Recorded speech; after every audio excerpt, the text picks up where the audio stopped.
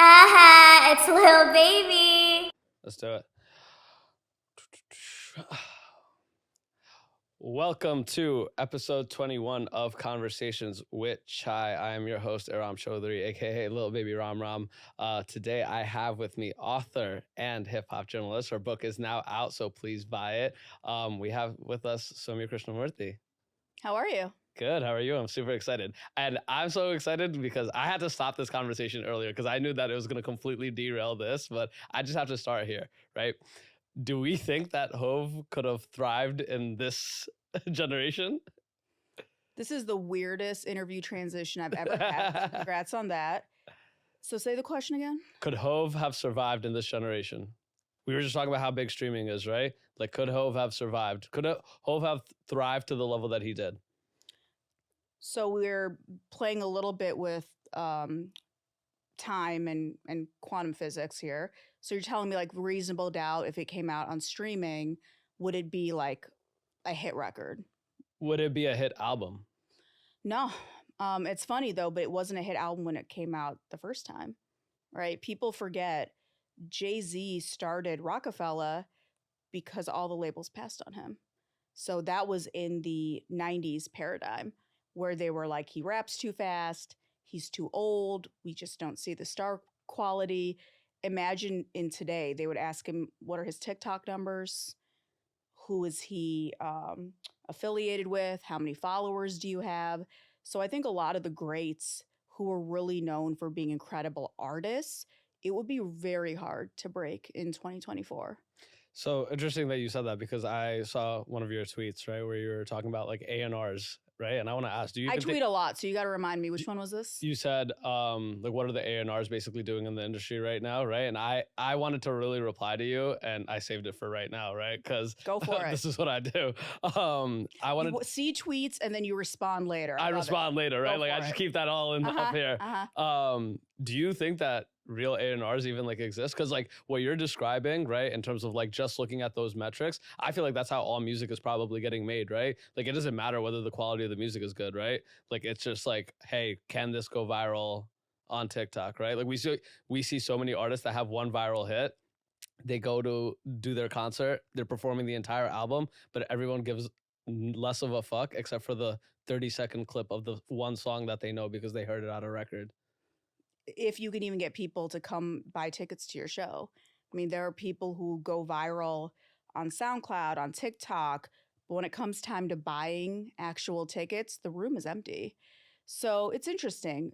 The idea of A&R, at least when we talk about the heyday of hip hop, we're talking about people like the Irv Gottis of the world, right? Or, you know, people like Puff, Dre, Dame, like people like that. And I think that this idea of being hands-on with the artist, seeing a diamond in the rough, I don't think it's obsolete, but it's harder and harder because you are competing with data and it's all about looking at the return on investment.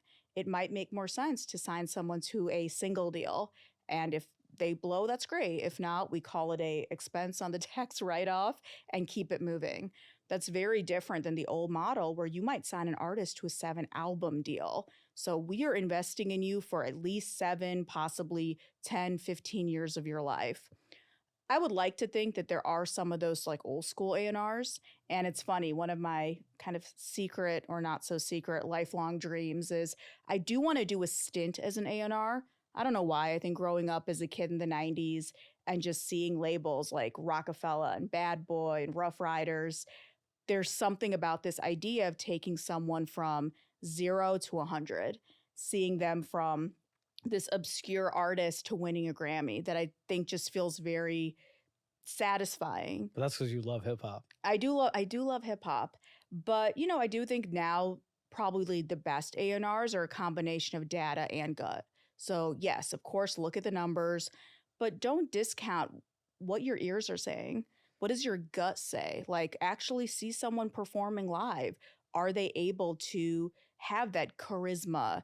Can they work a stage? Can they work a crowd? And of course, these are things that you develop over time, but over indexing on the numbers, I think we've seen we're in an era of a lot of, you know, big records that come and go. And we are really at a shortage of superstars. We oftentimes talk about in hip hop who are the biggest artists. Some would still argue Kendrick, Drake, Cole. They came out over a decade ago. So you're saying the biggest artists are those guys. What happens when they retire? Like, who's next after that? Who could really take the throne and be a generational artist? I don't know. I think that's how we look at it, like being like older and being around hip hop for as long as like you have, right? Because I think that era of having a superstar is probably dead. Because back then it was like, hey, you know why those guys were superstars is because like when we listened to the radio, that's who got played. Yeah. Right now, if I'm not like, and it was like undeniable, like even if I wasn't a Drake fan or a Kendrick fan, whatever the record was, yeah, I had to hear it. Now it's like, if I'm not a fan, like I can go to the club that I want that plays the music that I want. I can just, in my crib, I can just play the music that I want. Create your own playlist. Yeah. Create my own playlist, right? So I don't have to subscribe to anybody. Like some people are just undeniable and we're just undeniable. Like if you could have hated Drake. Yeah. Most people did hate Drake. Yeah, in the beginning, absolutely. In the beginning, most people hated Drake, right? But he was undeniable. Every single record with Wayne, every single record with like Nicki, like you were going to hear Drake no matter what radio station you were playing at. Something was going to hit. Well, I remember the first time Funkmaster Flex played Best I Ever Had on Hot 97. And I don't think the edited version is as good as the actual version, but that marked a shift because I was in the industry when Drake was unsigned. He had done his first show at SOBs and it was packed. I'll never forget. I was standing on the couch because there's nowhere to sit. Ebro was right next to me. Like Leor was in the audience. Like there were people interested. Like there was talk about a bidding war, but at that point he was still unsigned. And, you know, it was this idea of the gatekeepers, radio, media, other artists, established artists, those cosigns led to where he is today. And I think what's interesting now is those gatekeepers still exist to a large extent, albeit maybe we don't talk about it as much as we should, but it is harder, right? Like this idea of one hit record that we all agree is a hit. I mean, this is a little bit outside of hip hop, but someone like Tyla, that Water record is a hit record where you see her on the late night shows. She's nominated for a Grammy. She's getting all of this amazing press. There's interviews, there's this, there's that. Or even one of my friends who's not in the music business and admittedly doesn't even really like music is like, yeah, in my workout class, I heard that song. That to me is a hit. But a lot of that are levers being pulled on the label side and just kind of the powers that be. But it's very rare that we can all agree that something is a uniform hit. I think those days, I would agree with you, are less and less. And I think then the next step of it, right, is like when we talk about like people first stemming from the hit, which isn't like necessarily a completely new concept, right? Like the idea of a single blowing up, right? It's the equivalent of like having a viral TikTok song, right? Yeah. It's like, hey, I put this like little snippet out. Like we've seen Jack Harlow's like a really good example. Like the snippet comes out before even the song does. So as soon as the song is out, gold, it's gone. Yeah. He's right? out of there. Yeah, I mean, I think before it was this idea of having a single and you had a lot of runway. So let's say the single comes out, you may have several months to quote unquote work the record. This meant working it at radio. Like for the kids at home, records don't just come on the radio. There's whole departments dedicated to that and a lot of behind the scenes conversations that take place. You know, you would be on the cover of a magazine. To get into a print publication back in the day, that would take months. Like the lead time for print was really long. So a lot of these things took a long time to really build and marinate. And I also think for many artists, if that first record didn't hit, there could be another record. Like people don't remember when Mariah came out with the Emancipation, It's Like That was the first single. Not We Belong Together, you know, but that wasn't doing what they wanted. So they sped up that second record. Or with Usher, they already shot the video for Burn, but then Lil Jon leaked Yeah. And that was making so much heat, we got to course correct. Now that's going to be the focus. So things like that were much more common. I think now sometimes you got this record and it's such a finite amount of time. Think about it. The biggest record in the world might last, what, a month? maybe. Like, I'm being really generous. And if it doesn't hit, who are you? I'm sorry, your name's not on the list. And it's much easier, I think, from the industry perspective, from the fan perspective, from media. It's like people are disposable, and it's unfortunate. And I do think that, or my hope is that we see kind of a course correction, because at the end of the day, music can't just be relegated to what was hot for a moment in time. And that's what makes me upset. And I think that I hope it does course correct, but I don't see the avenue in which it does, right? Like, I think about like this past year, right? Albums that I enjoyed, but like just don't go back to, right? Yeah, Like, I think true. about like Trav's album, right? Like, and I'm just like, I enjoyed that album. I remember enjoying that album Sure. for about 2 to 3 weeks. Yeah. And then I added the couple that I wanted onto my playlist, and then the rest of it died. Yeah. But I think like when you bring up like the point of like, hey, like what is even the incentive of creating a classic album? You were talking about it on the Breakfast Club where you were like, we want a Drake classic 444 type album, right? Like the album that we can all point to and be like, yo, this is it. Like, this is his 444. This is his like stamping piece on his career, right? Well, I think he's had his magnum opus. To me, that was Take Care, where it was like his most complete body of work. Sonically, it had shown growth from So Far Gone. And I think it was much more rich than his debut album. But I think the 444 analogy was more, we want a grown man record from Drake. Like, he can make hits. Like, he is a hit maker. He'll make a hit for you. He'll make a hit for me. This man is no shortage of hits. But what else is there, right? And I think when you've been in the game for this long, that becomes the question. How do you age in this game? And this was the same question we asked of Nas when he dropped Life is Good. Even for Jay, I mean, 444, I know it's a polarizing album. I kind of feel you have to be over 45 and at least have like a 401k before you can enjoy that album. But it was an album that showed vulnerability. He was talking about his marriage, his children. That wasn't something he did. And the thing about Jay, he's like, I can give you hits. Like, that's not hard for him. He gave you Big Pimpin'. He gave you Empire State. Like, that's easy for him. Let me show you that at whatever, it might have been mid 40s, I think, when that record dropped, late 40s. I'm going to give you a grown man rap album. And to me, Drake has that in him, whatever his version, now that he's closer to 40 than 30. And I would just love to see it. So that's where it came from. Like, I think he's given us a classic with Take Care. Like that he's stamped that already. But what else? What's next? I think it's like, but the thing is, like, we know that he's capable of those records because we've seen bits of those records, right? Like, in every album, you have 1 to 2 that you can point to and be like, oh, no, he's like really being honest and authentic about his life, right? I think about like anything, like whether it be like your Tuscan Leathers, right? Sure. Like you're like Lord knows, like there is like a certain level of like vulnerability being displayed there. So like we know that it's capable, right? But I think the part of Drake that's whether you want to chalk it up to competitiveness, whether you want to chalk it up to he's a Scorpio and he wants to be relevant forever. I don't know if we'll ever get a Scorpio thing, wanting to be relevant forever. I think we care a lot about what people think. Oh boy, okay. I think we care a lot about what people think. Yeah. I think like that's going to possibly pause him from creating an album that is just that, because what you said, right? Like you have to be of a certain age elk to appreciate that, right? But all Drake albums now are across the spectrum. Yeah. Right. Well, I would argue that a lot of his albums are more so geared towards Gen Z and maybe Gen Alpha now, which is fine. I mean, there's nothing wrong if that's his trajectory. Again, we're in uncharted territory. I just think, being that he came up in around the same era that I did, being a great rapper, having classics is important to him.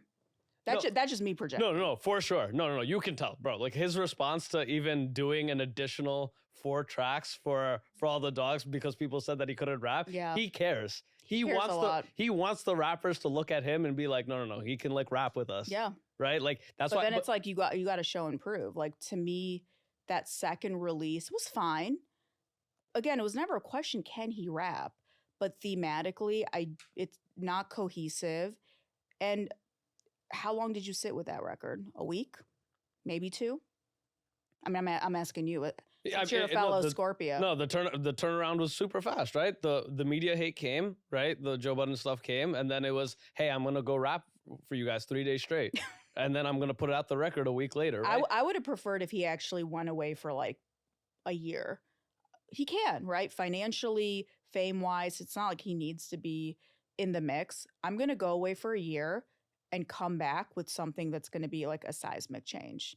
And I think he's one of the few artists who can do that. So I do expect more from him. There's only a handful of artists I expect that from because I know they can do it. I think, like, you've turned me around on this discussion. I think we will probably. So you're removing your owl tattoo after this interview? It's permanent? It's permanent. The tramp stamp is permanent? No. Yeah, I definitely, like, if I were to get the tat, it would definitely be the owl. Please don't. No. Please don't. That's crazy coming from an Aubrey's angel. You guys didn't have to all get tatted during it? Nah. Oh, I'm not in the group chat anymore. No. I left myself out. What was the dropout for you? It's been a while. I would say probably nothing was the same. It's like 3 albums ago, 3, 4. So I listened to everything because obviously that's my job. But what sort of I had a visceral connection to, it's been a while. Now, that's not to say that he doesn't have hits, whether it's Block Boy, whether it's City Girl. I mean, again, he is a consummate hit maker. But insofar as have I felt sort of as emotionally connected as in the beginning? No. Do you even, like, just in music in general and your personal music consumption, do you still get the same feeling that you got listening to older records? I mean, if you go to my like Spotify, you would think that I'm hanging out at the tunnel in 98 because, you know, that's kind of where my heart is. You know, it's interesting. I do think that it's harder for artists that are spanning generations because you are speaking to different audiences. And what someone who's an older millennial wants is way different than someone who's 13. So it's hard, right? I mean, Beyonce can do it, Taylor Swift can do it, but it's like rare to be able to do that. I do think, and there've actually been studies, the music that came out around the time you were like 13 to maybe 18 is usually what you think is a classic. So for me, like late 90s New York rap is where like my heart is. That said, I mean, I still listen to new stuff. I'm a fan of the new Danny Brown record. I don't think that's gotten enough exposure in the media or otherwise. Like, he gave me a grown record. Quarenta, it's 40. He's 40 years, I think he's 42. Mm-hmm. And I love that. I mean, I did a show and prove in Double XL when he first came out and when Triple X came out. So to see his growth has been amazing. Yeah, so there's still like, you know, I like JID. Like, there's people I like and I do fuck with, but will it be the same as when I was 13 listening to a CD that I bought at Record Town on my Discman? I know these words mean nothing to you because you have this blaze in your eye, but that's something that happened in the 90s. Nah, because it was also different. Like, we had to save our allowance to get a CD. It's like $17.99. I remember buying Biggie Life After Death. That was damn near $40. It was a double album. So the Do album you know had to how be much I played that album? But the album had to be good. Well, there were a lot of bad albums too in the 90s. Let's not, you know, act like we didn't spend good money on bad. It's funny, like, What's your worst album purchase? there are so many. I mean, that second Mace album was terrible. I don't even think Harlem World aged as well as we all kind of want it to age. But you just think about, you know, for those listening who might not remember, Tuesdays when the new music came out. Mm-hmm. So by this point, you've seen the videos ad nauseum on MTV and BET. I grew up in Kalamazoo, Michigan, so we did not have a hip hop station. And this is before the internet. So it was music videos, magazines like Vibe and Double XL. And once the internet happened, you would get like message boards. Like OK Player had a message board. There was like a Wendy Williams message board. Like, it was very strange. But that's how you consumed music. You would go to the store, and this meant your parents had to drive you because we were too young to drive. And you would take out your little $17, or for a single, I think it was about like $3.99, give or take. And you would buy the record, come home, and spend like 10 minutes unwrapping it. It would be like shrink wrapped, completely destroy your manicure. And you hit play, and then you would open up the booklet. So some of the booklets had lyrics. Some of them you would just read like the acknowledgments. the liner notes. Just think about it. This is a full sensory experience, right? Now you got every record in the world at your fingertips for free. Right? Now there's power in that in music discovery. I think it's great for like different generations to discover things, but we had to work. And God forbid you go to a show. I mean, oh my God, you saved all your money, like, and you wouldn't see artists that much. So you got really excited when someone went on tour or someone did an interview in a magazine. That was the only time you got to hear their voice. Now I just go to their Instagram and I could see everything, like everything. Do you know what I mean? So it's just a different relationship. I'm not saying it's good or bad because there is a paradigm shift, but we really valued our music collection, our taste. Like it meant something. And I think it still does now. It's just a different iteration. I like that you have a crisp view of current climate and what it was. You mean I'm not like a hating old head? Is that? Yes. I mean, there's a lot of those. It's really annoying. And I'm like, can you go away and retire? I think it's like so detrimental to moving like culture like continuously like forward. Because I think like obviously like Elliot just said something about like Nicki doing Kai Cenat's stream. Sure. Right. And I thought that was such like a disservice to like the culture because like Nicki is now in her like legacy years. 100%. Right? So she's now trying to hit with a younger audience. Of course. So why wouldn't I use the kid who's the person when it comes to like streaming, getting young people's attention, right? And Elliot looked at that and said, he made a mocking tone of saying hip hop journalism. Yeah. Listen. Well, you know, it's hard, and I don't want to speak for anyone else, but I do think that when you're in this industry long enough, you become an OG, a gatekeeper, whatever you want to call it.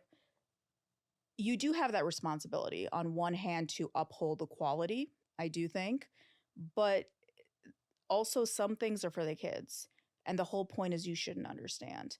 And that is something I even mentioned in my book when it comes to fashion, whether it be Lil Nas X or Young Thug wearing a dress or someone like a Tyler, the Creator, and some of his sartorial decisions, the fact that their fans don't even like raise an eyebrow, that's the point, right? Like their parents should get pissed off.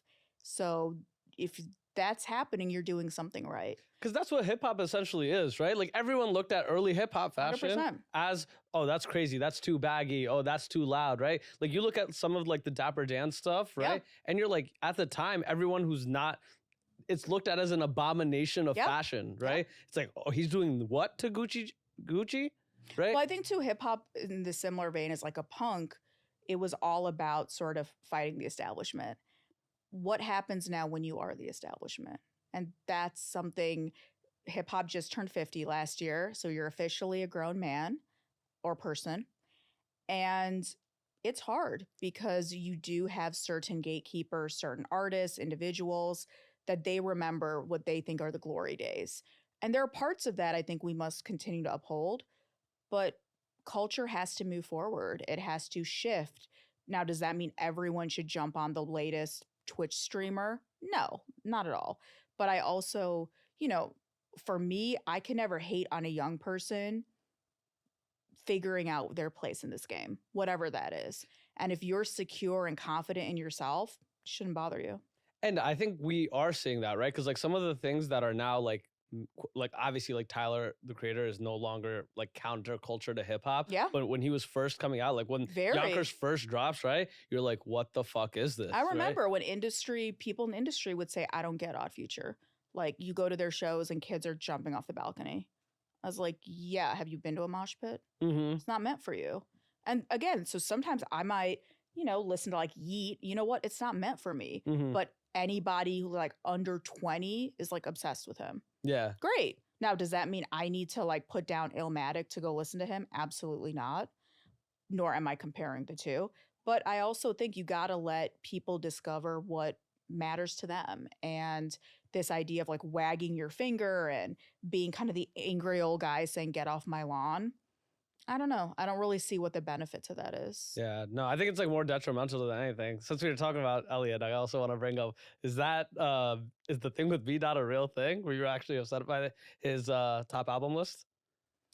Wait, what is this again? you responded to B dot. B dot didn't have any women's album. Oh yeah, this has kind of become an annual thing. So Brian will put out his list, and always there's no women. Mm-hmm. So as one of the few women in this game, and especially someone with a platform, I like to point it out. You know, it's funny because we're in an era with, I would argue, some of the most exciting artists are women. But when it comes to the industry, the media, gatekeepers, it's still a boys' club. And for me, I feel very, maybe a responsibility to point that out. Like, even so? I know so. That's so interesting because when I think about hip hop in the last like 2 to 3 years, not artists though. Outside of the artists, okay, look at the gatekeepers. Oh, you're talking about just like who the industry is. Yeah. And even in media, when I was growing up reading like a Vibe magazine, women were running it. Like there was Mimi Valdez, Danielle Smith, Aaliyah S. King. I mean, the list goes on and on. Dream Hampton. Now I can count my peers on like one hand with extra fingers. How was that like kind of experience like for you, like as a South Asian woman, right, going into hip hop? Like, how did you even think to do it? Did you think to do it? It's obviously intentional, right? Is this like a therapy session? Should I lay on the couch? No, but like, how did that happen? So it's interesting. I remember so clearly growing up in a small town, the middle of nowhere. And when I was 13, I told myself I'm going to work in hip hop. I'm going to move to New York. At that time, I thought I was going to like work at a label. That was my dream. So we're talking like late 90s, early 2000s, where the labels were really like the cool place to work. And I told myself, well, this is what I'm going to do. It makes no sense. I don't have family in the industry. I didn't even know anyone in New York.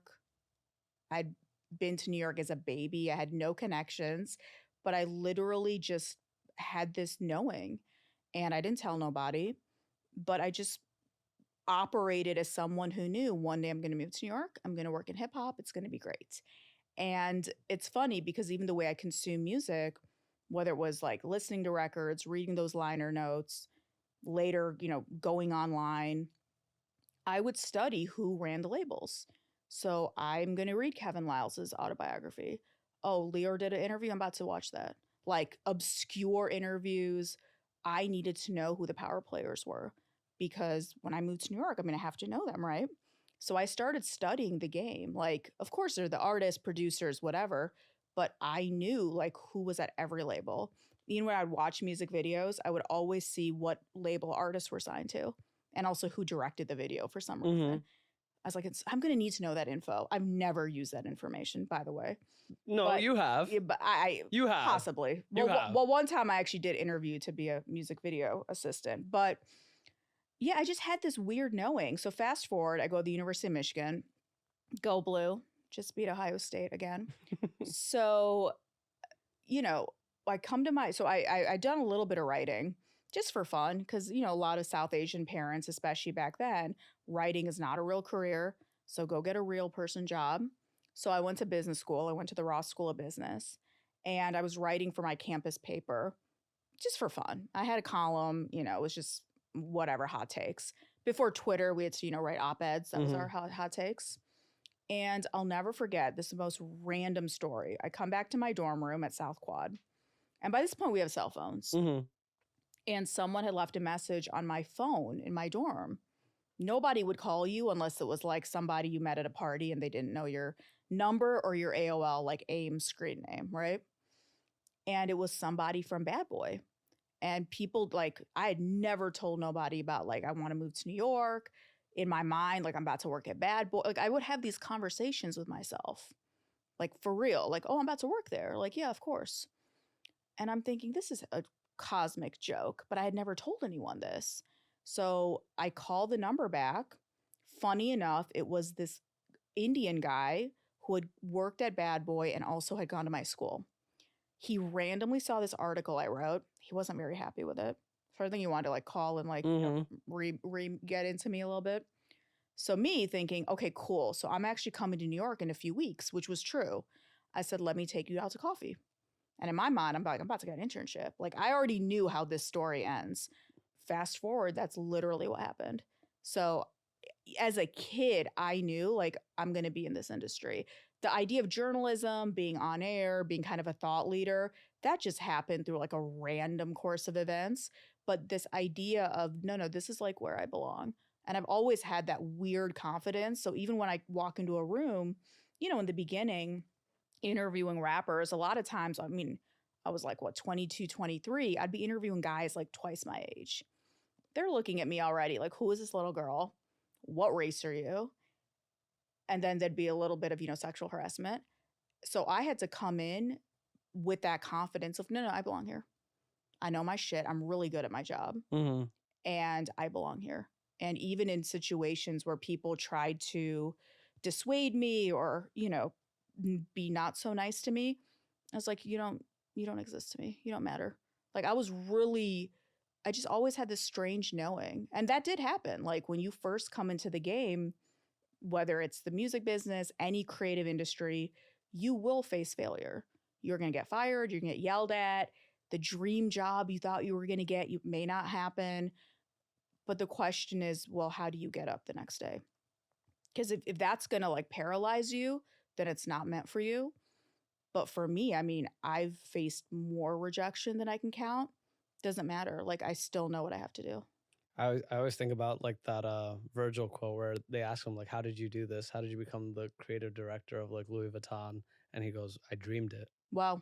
Right? He's like, I just dreamed it. And Yeah. I'm like, that to me is like the craziest thing, because like I think it all always starts with that vision. Yeah. Because when you have those failures and you have those like knockdowns, the only thing that keeps you going is I think it'd be a little delusional too, especially if you're a creative. We call it delusion.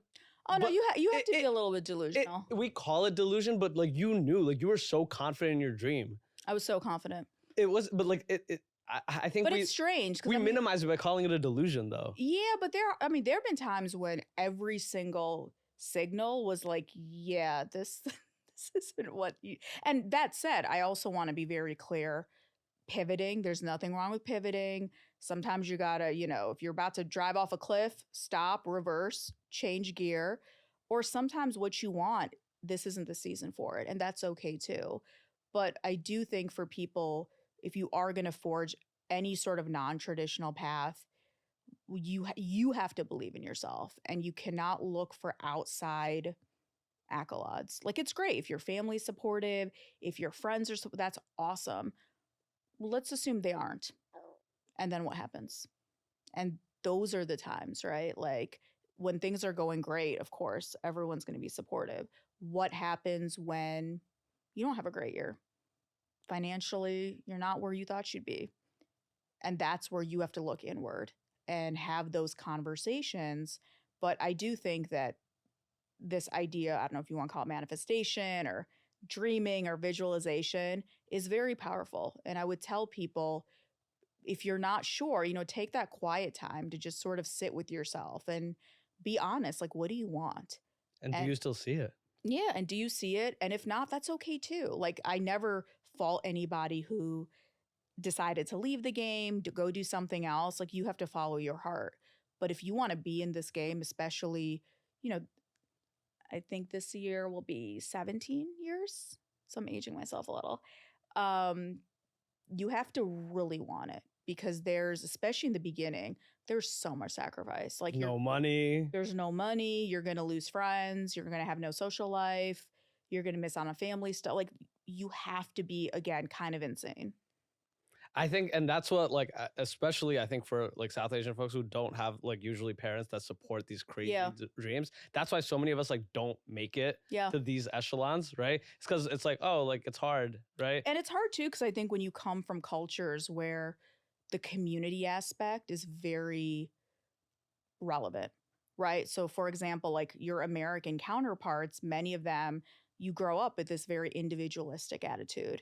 When you're 18, you're out of the house, right? It's what do you want? Me, me, me. We come from cultures that you always are thinking about respecting your family. What will people think? I don't know. Building the next family. I don't know who these people are. Everybody's sort of performing for a camera. If you come from especially a big extended family. I grew up in a very intriguing environment because we didn't have a lot of Indians. Like in my town, I think it was me, my brother, one other guy. So maybe like 4.5 people. One person was half, so I'm giving them the half.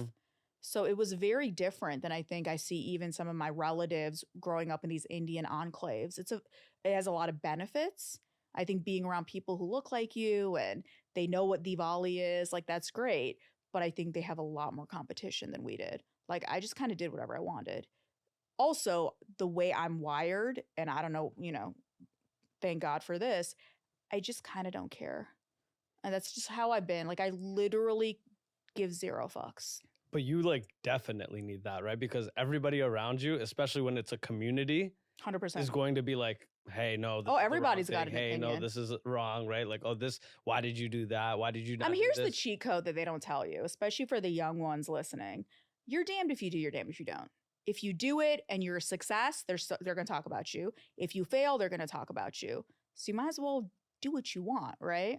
That's the part that gets like overlooked, right? I think like everyone thinks like, oh, as long as I do these few things, they'll eventually stop and I can just live my life. Like I have so many like cousins that are like, oh, as soon as I get married and then I have the kid and then I have the house. Oh no, we're talking about you right now. No, because because then they're gonna talk about how you're raising your kid. Then they're gonna talk about what college is your kid going to, right? This doesn't stop. It never stops. And again, I don't want to be facetious because if you are still young, you're living at home, someone else is paying the bills, you do have to abide by their rules. Like I don't want to act like you could just do whatever you want when they're paying for your college or paying your cell phone.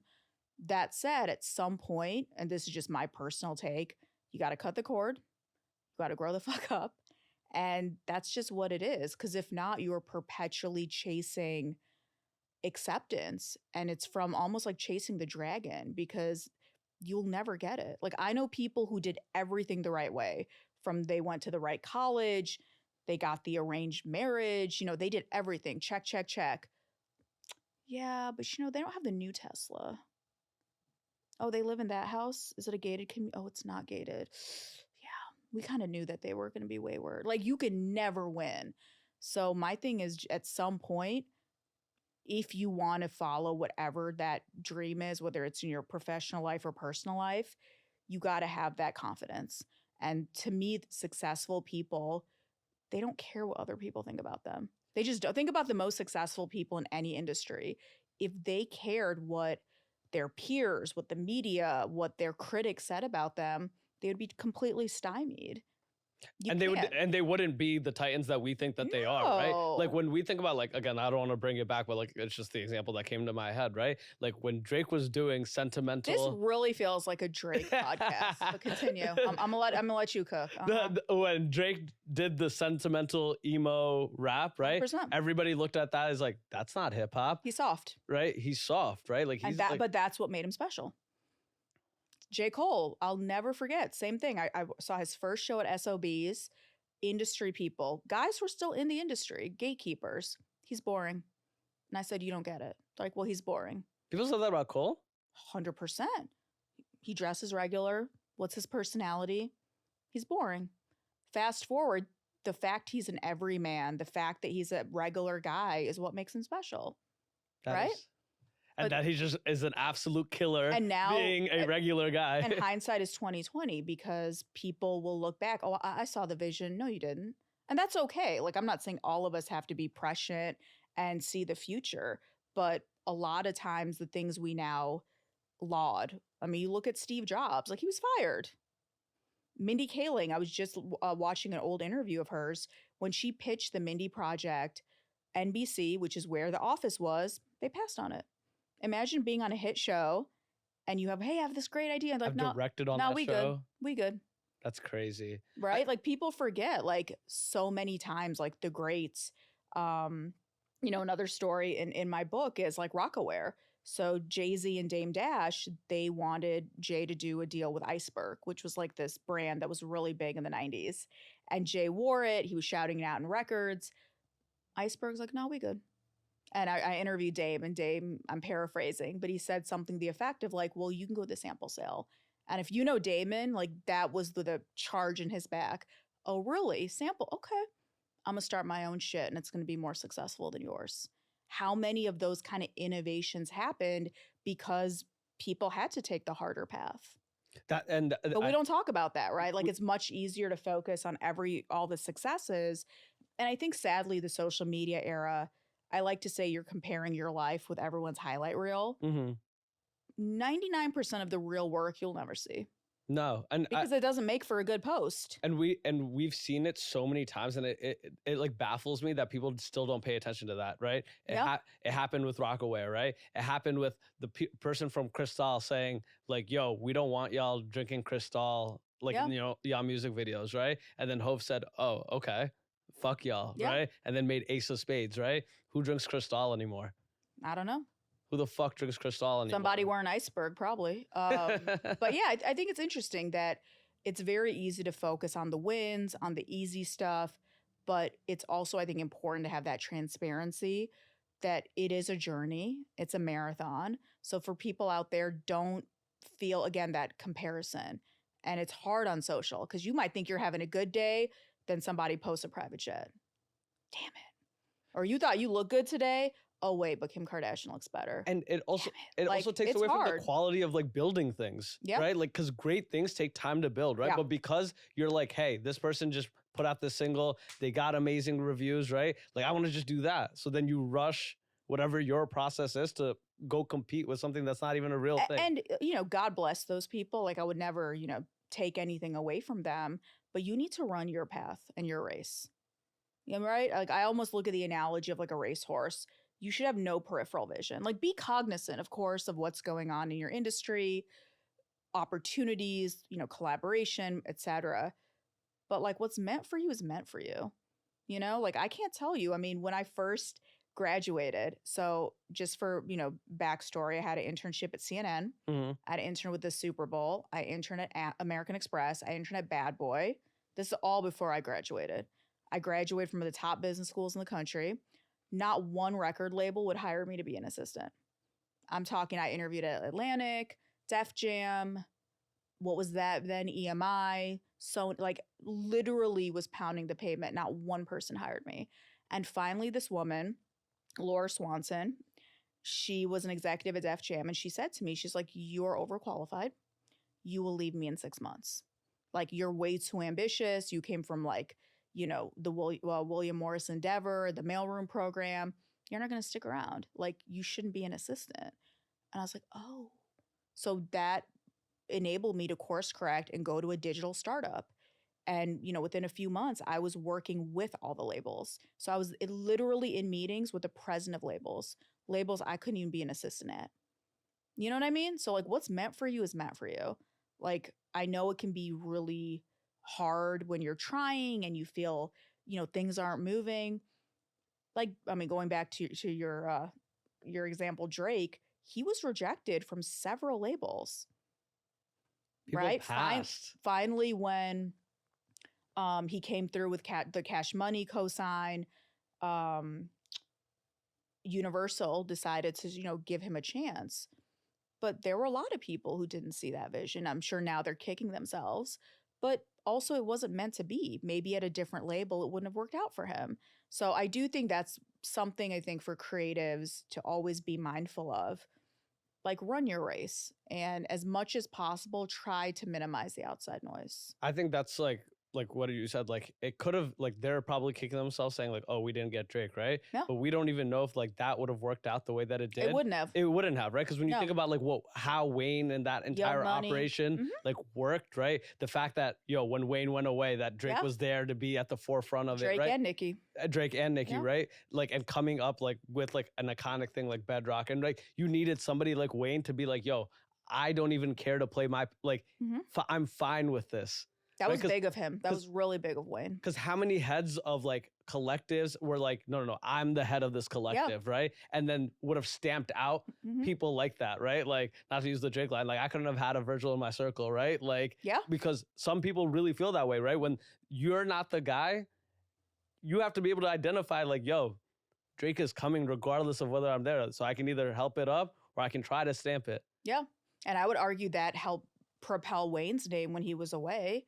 And I mean, even to this day, like if Wayne, Drake, and Nicki went on tour, it would be insane. It would be insane. And the thing is like like that's the part that people don't realize, right? Like they think that like my legacy is exactly what I do in industry, right? Yeah. But like Wayne's legacy, like of course, super accomplished career. Nobody's Insane. ever going to like the craziest Yeah. career. Like between 16 and whatever. Well, I think he was younger. Wasn't he like 14 or 12? It's kind of crazy that him and Baby were just in the car in New Orleans and and 90s were he's different. 16 just rapping. I think like, he was even younger. That's what I'm saying. I think he was younger than 16.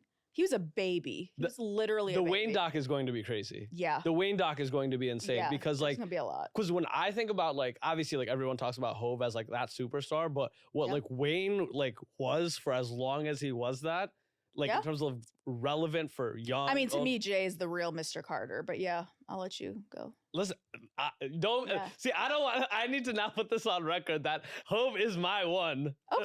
Like Hov is my one. Like Hov changed my life, right? Like without Hov, like I don't end up being into hip hop, right? Like my first intro to hip hop was Collision Course. Oh my God! Wow. Okay. Yeah. Like my Linkin first, Park, sure. the Linkin Park, because I like at that time, like Was that 2002? yes, Mhm. because I'm again South Asian household. Yeah. Like nobody in my family is like listening to hip hop at all, right? Yeah. So I had older cousins in the Linkin Park. Right. Start there. Sure. That's a Start great there, entryway. and then I see, oh, this is the craziest thing in the world. You know, one thing I will say though, and I got to shout out my mom because even though her background, and she's like a great singer, is in Carnatic music, she grew up even in India knowing like ABBA and Michael Jackson and these kind of things. And she really did indulge me as a kid where I could play like Nas or Biggie or these things and she was cool with it. So now she has a pretty decent knowledge of hip hop. I mean, she's obviously read Fashion Killa cover to cover, but she knows, you know, who kind of all these people are. And it's funny, when I did press for the book, she came with me because she wanted to go to the Breakfast Club. She knew who Charlemagne was. Like they said hi to her before me. I'm like, what am I, chopped liver? But that was something that I think that's been very helpful, where she would like indulge that aspect. And my childhood bedroom, and God bless my parents, it was plastered with pictures of rappers. I just need them looking at me when I slept, you know? But, and I'll never forget when I went to college and we started having a lot of guests and stuff, and they finally took down the Wall of Fame. My pictures of Method Man, AZ, Silk the Shocker, Mace, Nas, all of it gone. And I was like, yeah, this isn't my room anymore. But for a while, they did indulge me.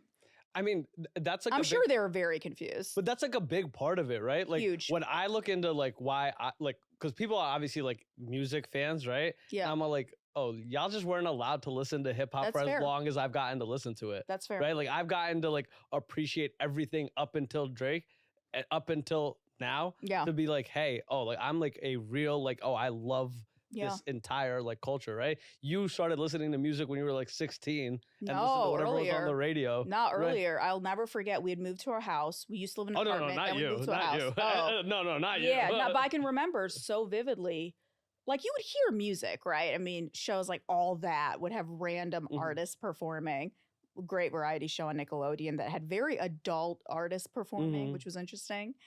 But when we moved into a house, we got a second TV in my parents' room. And my mom was at school at the time, or maybe she was working. So from like 3 p.m. coming home to like 7, I just watched MTV and BET, like religiously. And I'm not sure my parents were aware of that, but it was just like, imagine 4 hours every day, music. And that's not including like listening to music on the radio, or like, you know, in your CD player. And it truly was probably I was 11, 12. So my entry, I remember so vividly, was like Dr. Dre, The Chronic, Snoop Doggy Style, Biggie, Ready to Die, like around that era. But like I got super into it like maybe 1 or 2 years later. I just gotta ask because that was just like a curiosity thing. Yeah. Like, what is for you, Oh, your God. top 3 most influential albums? Not like for the culture, not for like just for you. No. Well, I mean, if we're going to talk about sort of my career trajectory, Jay-Z Volume 2, which was my first Jay album that I purchased with my own money. Bought it from Target. So that used to be a thing. You go to Target. So I knew volume 1. I had to go back to listen to Reasonable Doubt because I had missed that the first time around. I knew volume 1, but volume 2 is that I actually bought. Puff Daddy and the Family, No Way Out. And I'll do a comma, Mace, Harlem World, because it came out back to back. Biggie, Ready to Die, which came earlier, but I bought it after Life After Death, if that makes sense. Mm-hmm. And then Nas, It Was Written. I know I'm going past 5. I don't care. And then I'm going to throw in big Life After Death, too. Life After Death. Yeah. I was much more attuned with East Coast. Like, I knew West Coast, but for whatever reason, my heart was much more tuned to, like, Mobb Deep and Wu-Tang. Because you knew you were going to be in New York. I knew. It's you knew you were I going would to be like in New York. I would read this thing called Page 6. It's still out. It's like gossip column of the New York Post. I would read it every day as a kid because I need to know about what's going on in New York. What are the hot spots? Where are people partying? Like, again, I didn't use any of this information.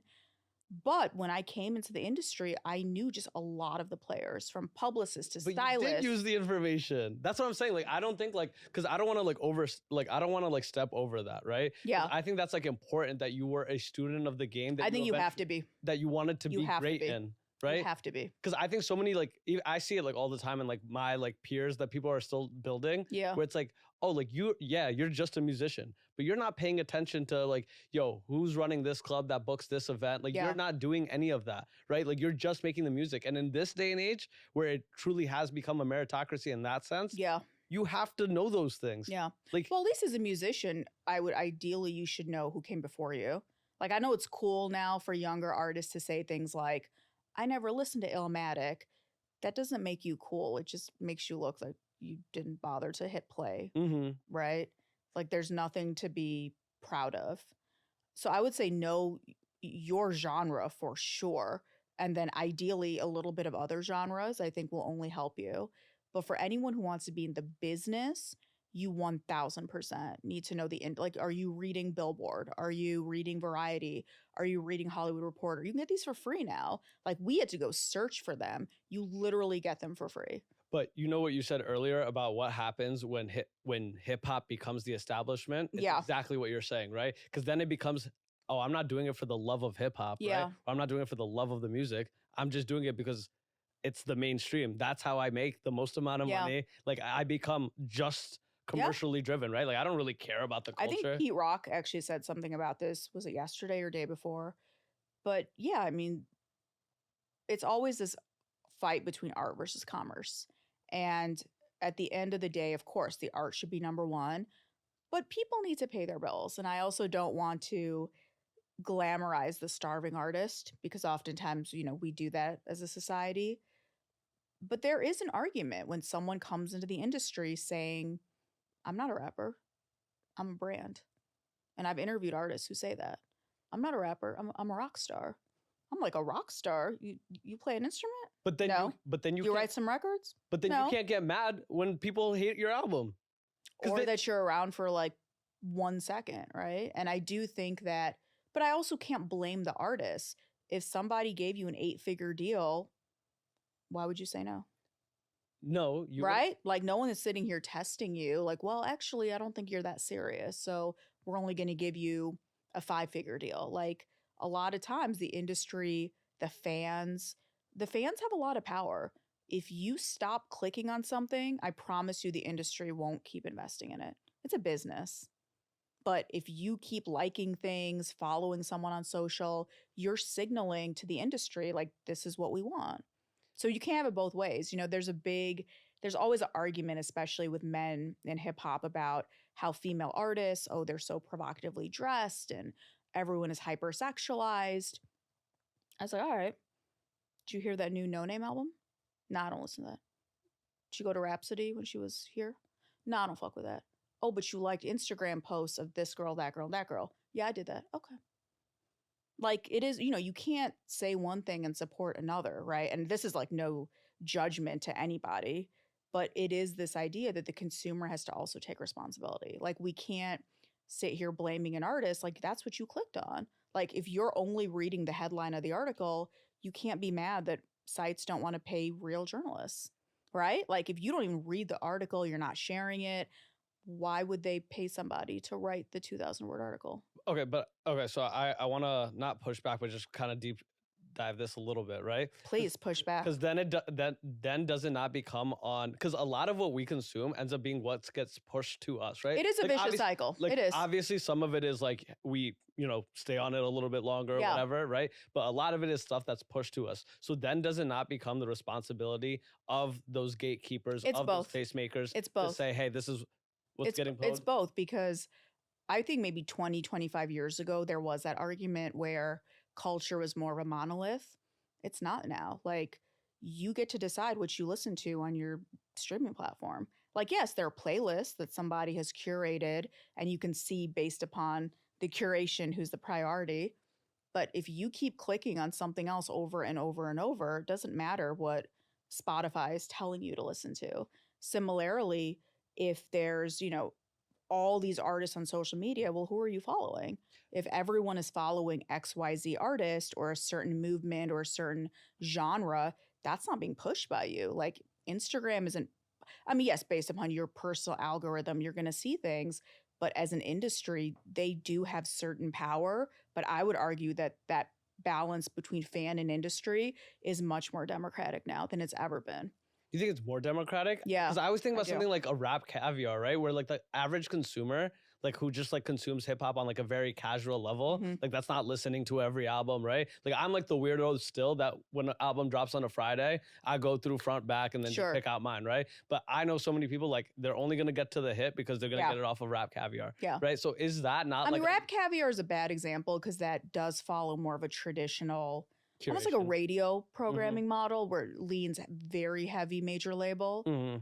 I don't even know if there's non-majors. Like it's basically a major label playlist. But everything on Rap Caviar is not a hit. Fair. Believe me, if that happened, the industry would be very happy. But the fact that they can't is because the consumer now is the wild card. Like the industry doesn't know. Like that's when TikTok, they don't know what to do with that. Yeah. Right? So because there are artists who are super hot on TikTok, but they're not off platform. Or there's artists that are huge, let's say, on YouTube, but they can't sell out a show. Like that's where I do believe, yes, the industry aggressively pushes things, but I would say now because of social media and this variety of different outlets, it's not as one-sided. And I think that's probably like when we were talking about like, hey, where's that shift going to come, right? It's probably going to come from everybody wasting money on all these other like avenues. Let's take a step back because I like to look at the Billboard charts every week because this is just something I've done, again, since I was a kid. They used to publish them in our newspaper and I used to read them. Taylor Swift is number one. Doesn't matter who comes out. She'll give them a week to cook and then she'll come take the number one spot. And if you really look at it, why? She's an incredible songwriter, great performer. She's got records. That's it, right? Like you would think, labels are trying to push other people, but her fans like, no, we're gonna listen to that. Over there. It's crazy. Yeah. Sowmya, I do this at the end of every podcast when I just ask everybody to like call their shot, something in the next 3, 5, whatever timeline that you want to set for yourself, something that you want to make happen. Whew, that's a good one. I would say I would love Fashion Killa to just be the biggest book it can be. We're having conversations now with like documentary companies. I would love this to be a podcast. For the right script writer, I would love to see a scripted version of it. Very kind of Made in America, a show that had like 2 seasons and we still talk about it. Kid Cudi, yeah. But yeah, so I would say that on the writing front. I would love to do more on-air stuff. And yeah, to me, as long as I'm having fun in this industry, I'm gonna stick around. That's it. So just have more fun, more life, more fun. I love that. I just want to say, first of all, like, thank you for doing this. And like, honestly, like, thank you for like the work that you put in, right? Because I know like a lot of times, like, it's tough, right? Like you went through like a You're lot welcome. of I'll send you an invoice. you did like a lot of battles to like put this out, but like whether it be for hip hop or for even South Asians that are passionate about hip hop, like you are a big deal, right? Thank you. And it was important to me. One thing even like with my byline, I wanted to make sure it was like my government name. Like I never wanted to write with like a pen name because I wanted kids to see like, no, I'm from another country. No, and I think that's like the most You know? fire thing, like seeing that, right? Like obviously, like me, I know who you are. Like Yeah. Avi knows who you are because like we're people that like admire like the forefronters that came up in this industry. Yeah. And we're like, oh, like she's one of us. Like she came from. And I want more back. people. I don't want to be the only one in the room. So let's have some more people. Absolutely. And but again, it has to be the people who like really love this thing, right? Like that really want to do these things. Thank you, Sowmya. Thank you. Absolutely. Peace. We good? Amazing. All right.